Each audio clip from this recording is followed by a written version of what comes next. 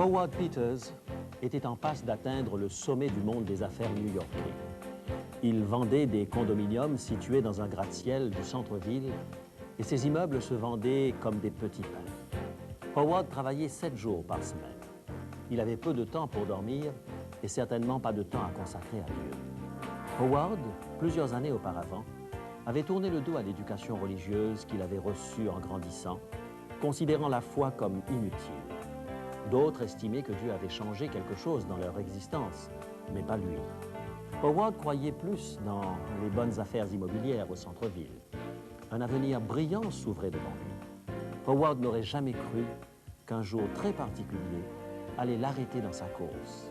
Et il était loin d'imaginer la différence que cela produirait dans sa vie.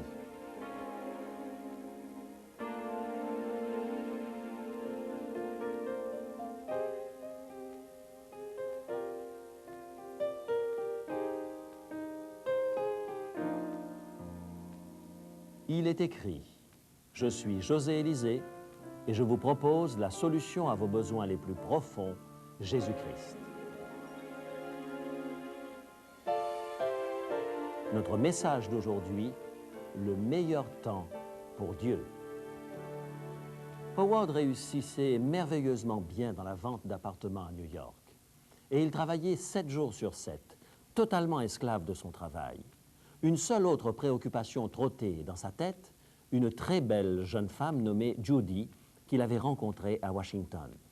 Il gardait contact. Un jour, Judy lui téléphona pour lui faire part d'un livre qu'elle était en train de lire. C'était un livre chrétien qui traitait de la bataille entre les forces du bien et les forces du mal. Howard lui dit que cela lui rappelait quelques-uns des livres chrétiens écrits par Ellen White, qu'il avait lus dans son adolescence. Judy était emballée par ces livres. Lorsque Judy vint le visiter à New York, il lui offrit le livre « Vers Jésus ». Howard savait que ce petit livre décrivait une relation avec Dieu qui avait été gratifiante pour bien des gens. Aussi, il dit à Judy, « Tout cela n'a de sens que si on a une relation personnelle avec Jésus. Pour moi, très peu, merci, mais je sais que c'est important. » En d'autres mots, Howard se surprit à recommander une démarche de foi dont il n'avait jamais fait l'expérience lui-même. C'était un peu comme vendre des appartements dont il ne saurait rien. Judy se procura sa propre copie du livre Vers Jésus, dans lequel elle découvrit comment marcher avec Jésus. Par la suite, Judy appela continuellement Howard pour lui poser de plus en plus de questions sur la Bible. Que ne ferait-on pas pour plaire à sa dulcinée? Aussi, Howard fut forcé de lire la Bible pour trouver des réponses aux questions de Judy. Lorsque Judy revint lui rendre visite à New York, le couple parla d'aller ensemble à l'église. Mais Howard travaillait 7 jours sur 7 et les fins de semaine étaient les jours les plus chargés dans le marché de l'immobilier. Un jour, les parents de Howard leur suggérèrent de regarder le programme « Il est écrit » du dimanche suivant, dont le titre était « Repos pour les bourreaux du travail ». Donc, Judy et Howard regardèrent ensemble l'émission. Ce fut comme s'ils étaient allés à l'église pour la première fois. Il est possible que certains parmi vous aient vu cette émission il y a quelques années. Ce programme décrivait comment le jour du sabbat de la Bible peut être un remède idéal contre le style de vie trépidant et stressant que nous menons aujourd'hui. L'émission toucha vraiment Howard.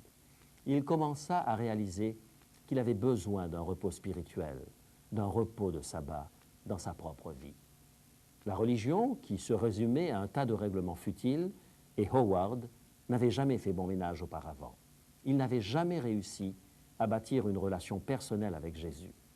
Et si, en fait, il n'avait jamais pris le problème par le bon bout? Et s'il n'avait jamais donné une chance à Dieu dans sa vie? Après l'émission, Howard appela le numéro 1-800 pour localiser une église adventiste dans sa région. Judy reprit l'avion pour Washington, mais le samedi suivant, Howard se retrouva dans une église adventiste. Il découvrit rapidement qu'il était dans une congrégation de race noire. Howard se demandait s'il était bien à sa place. Mais très vite, la chaleur de ses croyants eut raison de ses réticences.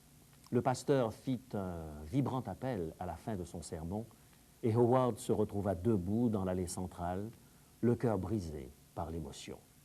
Il fallait prendre une décision.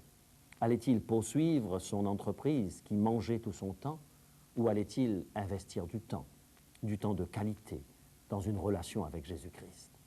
C'est là que, debout dans le sanctuaire, entouré de ses nouveaux amis, Howard commença à faire un choix.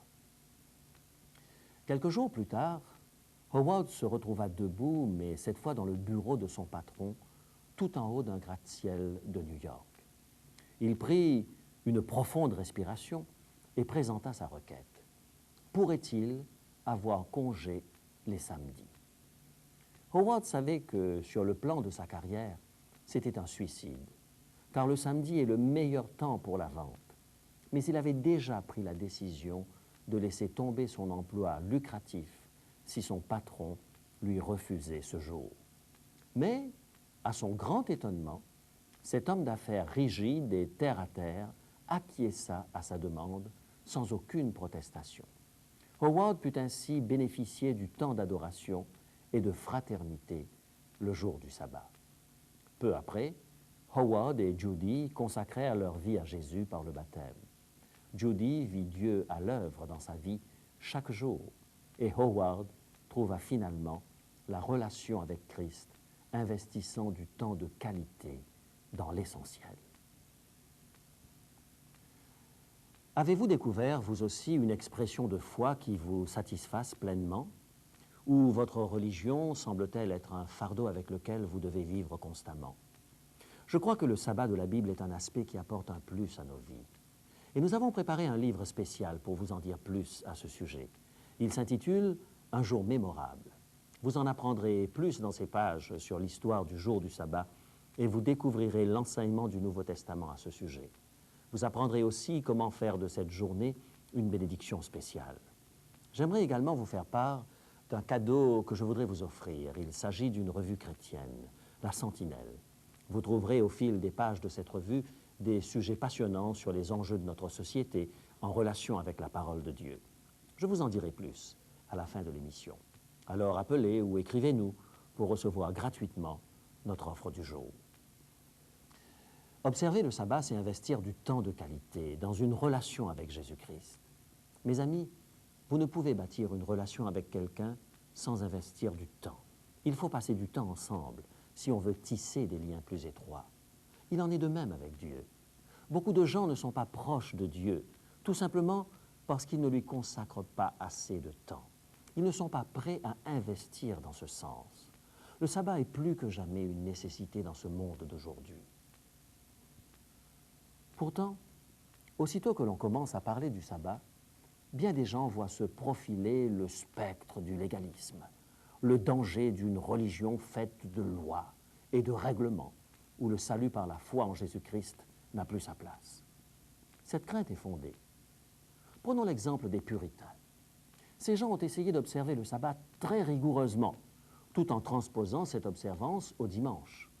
Leur intention était d'établir un royaume parfait dans le Nouveau Monde. C'étaient des gens sincères, ayant des motifs très nobles. Cependant, ils se mirent à légiférer sur tout. Par exemple, ils avaient codifié la façon dont les gens devaient se vêtir. Aucune dentelle, aucun bonnet orné de broderie, aucun jabot ni chapeau de castor. Il était illégal de porter de telles choses dans la colonie de Plymouth.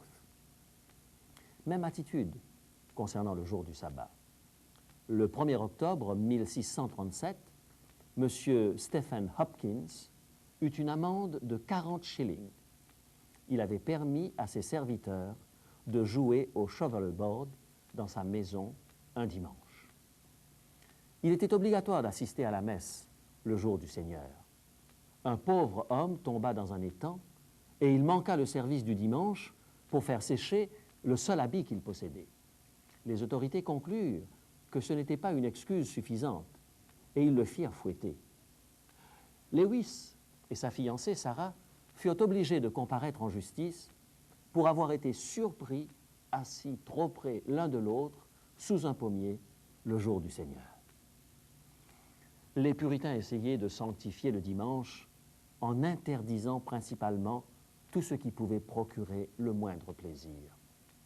Le jour du sabbat avait fini par se définir par des interdits.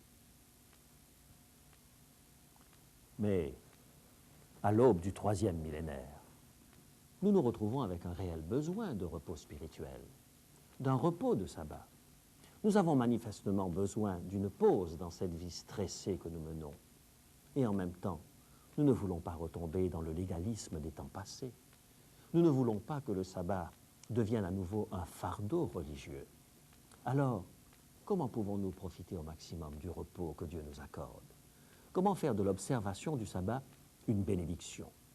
J'aimerais vous faire part de quelques suggestions pratiques de nature à intensifier notre relation avec Jésus-Christ. Je vais partager avec vous 3 textes de la Bible qui nous donnent quelques lignes directrices. Commençons par le Nouveau Testament. Dans Hébreux, chapitre 4, Paul cite le 4e commandement, celui qui nous demande de sanctifier le 7e jour, le samedi. Paul rappelle à ses lecteurs dans Hébreux, chapitre 4, le verset 4, Hébreux, chapitre 4 et le verset 4, « Et Dieu se reposa de toutes ses œuvres le 7e jour. » Ensuite, l'apôtre écrivit ces mots au verset 9 et 10. Hébreux, chapitre 4, versets 9 et 10. « Il y a donc un repos de sabbat réservé au peuple de Dieu, car celui qui entre dans le repos de Dieu se repose de ses œuvres, comme Dieu s'est reposé des siennes. » Que nous dit ce texte?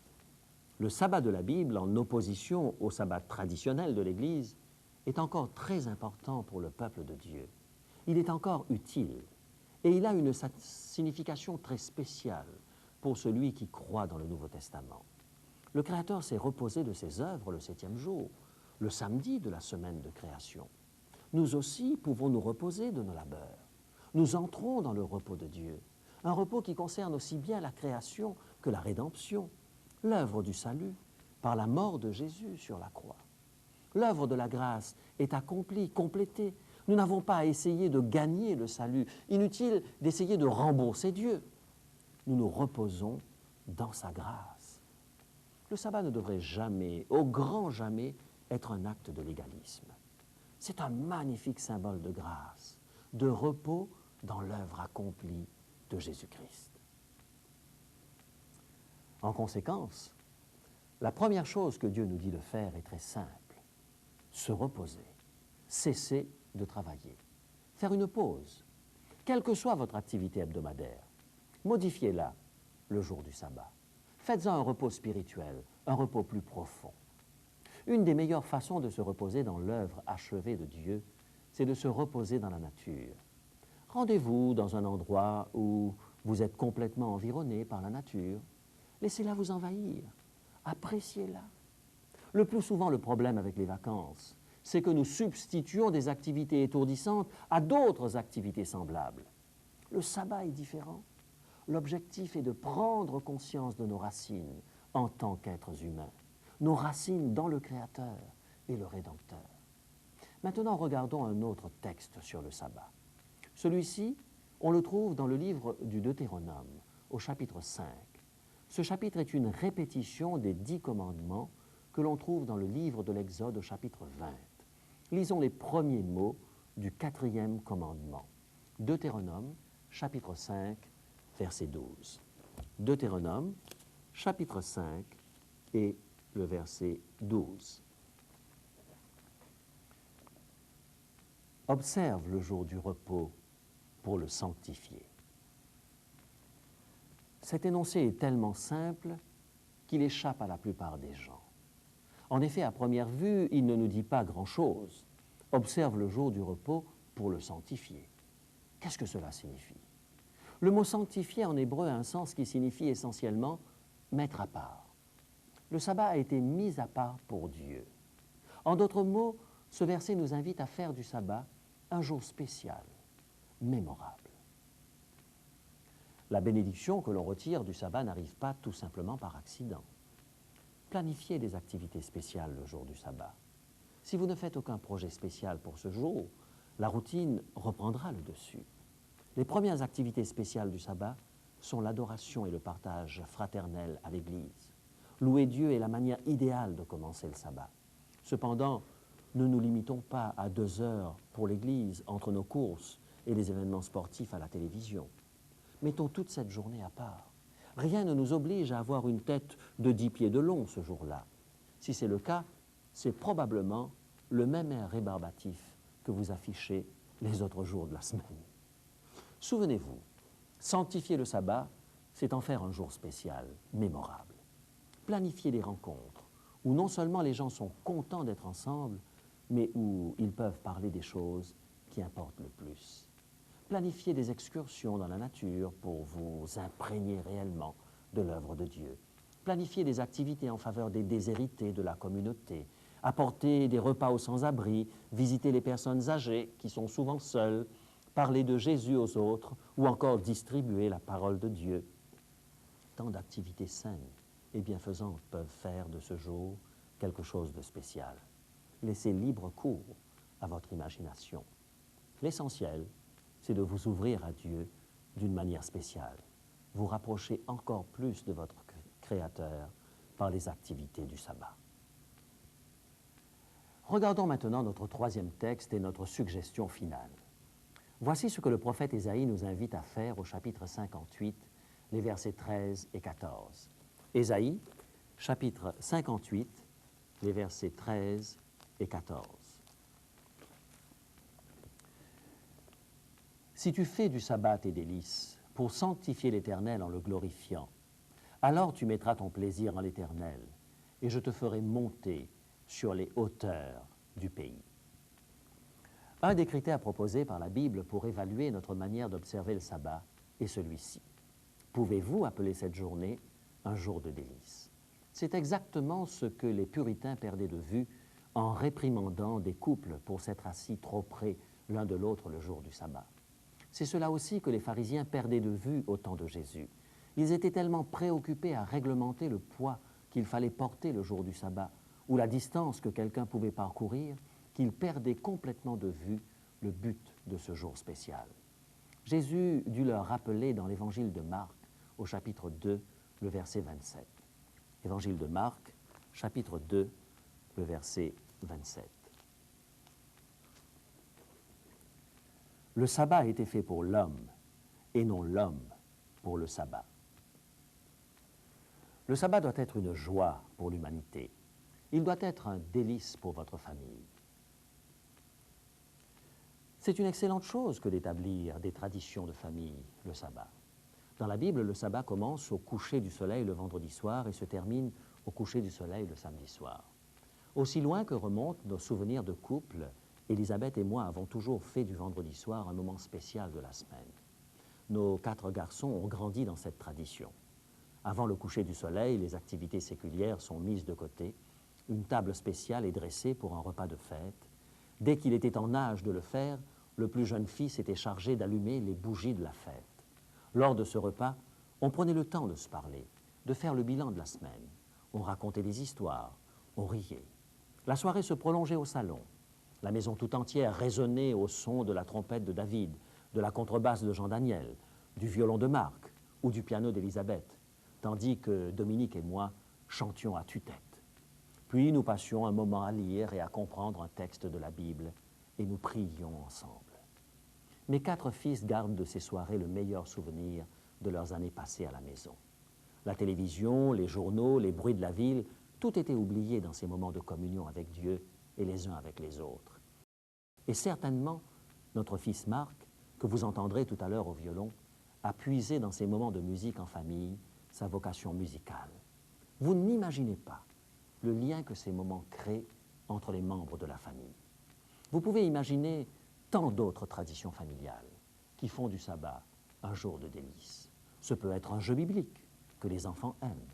Soyez créatifs par-dessus tout. Ne faites pas du sabbat un jour d'interdiction.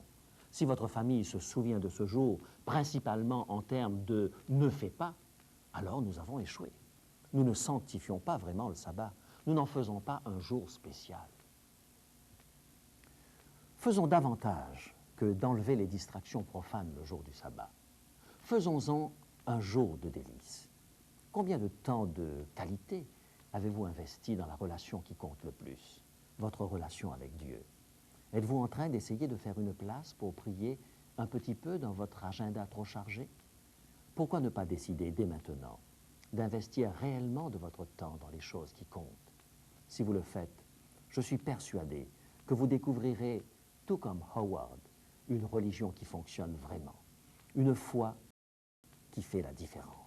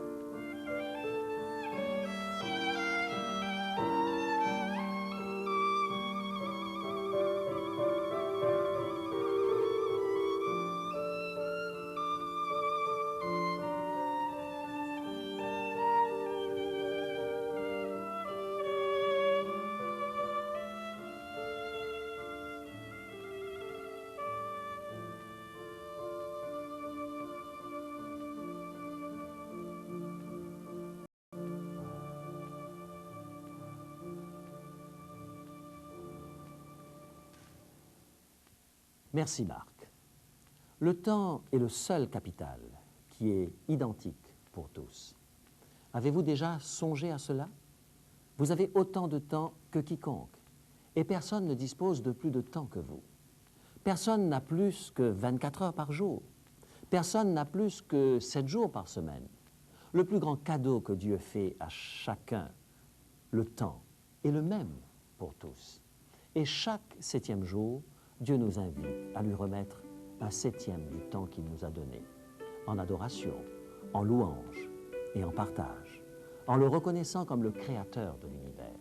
Chaque 7e jour, il nous invite à refaire le plein spirituel, à être renouvelés en lui, afin que les 6 autres jours soient meilleurs pour nous, qu'ils soient comme des jours de joie, des jours de force spirituelle, de bénédiction et d'enrichissement.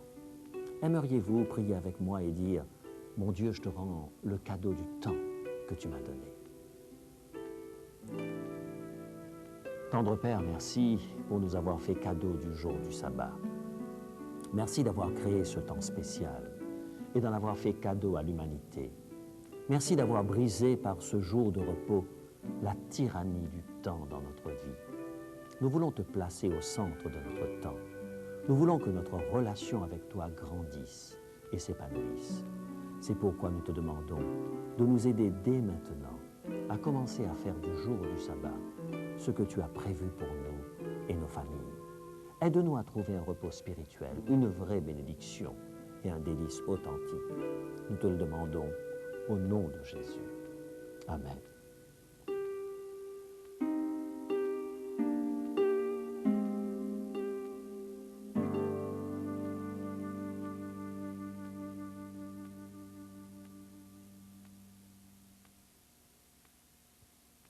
Pour vous aider à comprendre comment le sabbat peut devenir le meilleur temps pour Dieu dans votre vie, nous avons préparé le livre intitulé « Un jour mémorable ». Ce livre révèle la fascinante histoire du sabbat depuis son origine dans le Jardin d'Éden jusqu'à nous. Vous serez inspiré par l'histoire des hommes et des femmes qui par la foi ont gardé le 7e jour. Vous apprendrez, par exemple, comment le sabbat a été changé du samedi au dimanche, par qui et pourquoi. J'ai préparé également un cadeau à votre intention. Il s'agit d'un abonnement gratuit de 6 mois à la revue La Sentinelle. Au fil des pages de ce magazine chrétien, vous trouverez des articles passionnants sur les sujets d'actualité. Voici quelques titres pris au hasard. Guerre pour les eaux d'Abraham. Pourquoi avons-nous peur de parler du sida? Mon maître, le roc. L'enseignement biblique sur la mort et bien d'autres. Vous trouverez également une rubrique des lecteurs, des nouvelles du monde chrétien, des études bibliques et encore bien d'autres choses.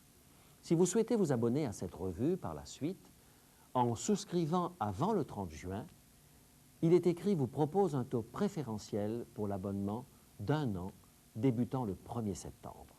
Appelez-nous ou écrivez-nous pour demander votre copie gratuite du livre Un jour mémorable, ainsi que l'abonnement gratuit de 6 mois à la revue La Sentinelle. Voici maintenant les renseignements dont vous avez besoin. Pour demander l'offre du jour, composez maintenant le 514-729-3515 pour la région de Montréal ou utilisez notre ligne sans frais 1-866-729-3515 si vous êtes de l'extérieur de Montréal. Il est possible que toutes nos lignes soient occupées au moment de votre appel. Composez à nouveau. Nos téléphonistes sont à votre écoute jusqu'à 10 heures ce matin.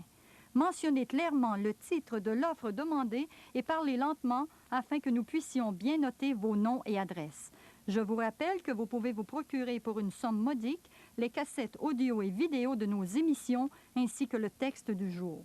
Si vous préférez, vous pouvez nous écrire à l'adresse qui apparaît sur votre écran. Il est écrit Case postale 99, succursale Rosemont, Montréal, Québec, H1X 3B6. Nous attendons vos appels. Composez maintenant le 1-866-729-3515. Mes amis, je vous rappelle que nous sommes toujours heureux de présenter vos requêtes de prière devant le trône de Dieu. Chaque semaine, notre équipe se réunit pour prier spécialement pour vous. Je vous rappelle également que des cassettes audio et vidéo sont disponibles pour chacune de nos émissions. Je vous donne rendez-vous à la semaine prochaine. D'ici là, souvenez-vous, il est écrit « L'homme ne vivra pas de pain seulement, mais de toute parole qui sort de la bouche de Dieu ».